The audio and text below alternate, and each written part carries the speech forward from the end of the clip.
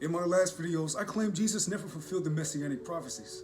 I'm here to tell you that that's not such a crazy claim. Jesus was a heretic. But is that actually fulfillment of one of the messianic prophecies? No, it's not. I don't know where you heard that from. It's not in there. There is no messianic prophecy that claims the Messiah to be a heretic. But what exactly does heretic mean in this context? In Jewish law, a min, heretic sectarian, or a mesid, one who leads astray, is someone who teaches against the Torah and draws people away from the God of Israel. By definition, the Messiah cannot be a heretic. He's supposed to uphold the Torah and lead people to the God of Israel. What does exist in prophecy is that the Messiah will be rejected by many, accused as being false and condemned by leaders. For example, Isaiah 53 and Psalms 118:22. The problem is, these are not originally prophecies about the Messiah at all, but reinterpreted messianically through modern Christianity. Exhibit A, Exhibit B. Let's talk about them for a second. We'll start with Psalms 118:22. The Lord hath chastised me severely, but he has not given me over to death.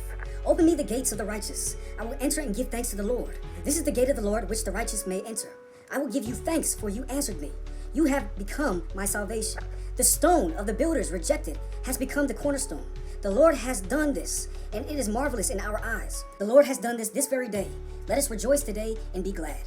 Chastise me severely? The Lord has become my salvation. Is it me, or are they not talking about Jesus right here? We're talking about Israel here. We're not talking about Esau. We're talking about Israel. The Shabbat Shalom. Psalms 118:22 is a victory hymn about Israel or its king, celebrating how the people were once despised but now vindicted by God. It represents a national restoration after defeat, not a predictive prophecy about the future Messiah.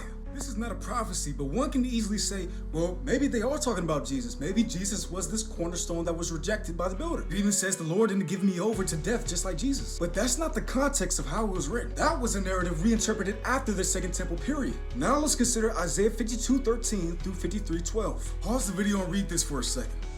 How are they not talking about Jesus here? Beyond that of any human being, he was despised and rejected by mankind, a man of suffering and familiar with pain. He took our pain and bore our suffering. He was pierced for our transgressions. By his wounds we are healed.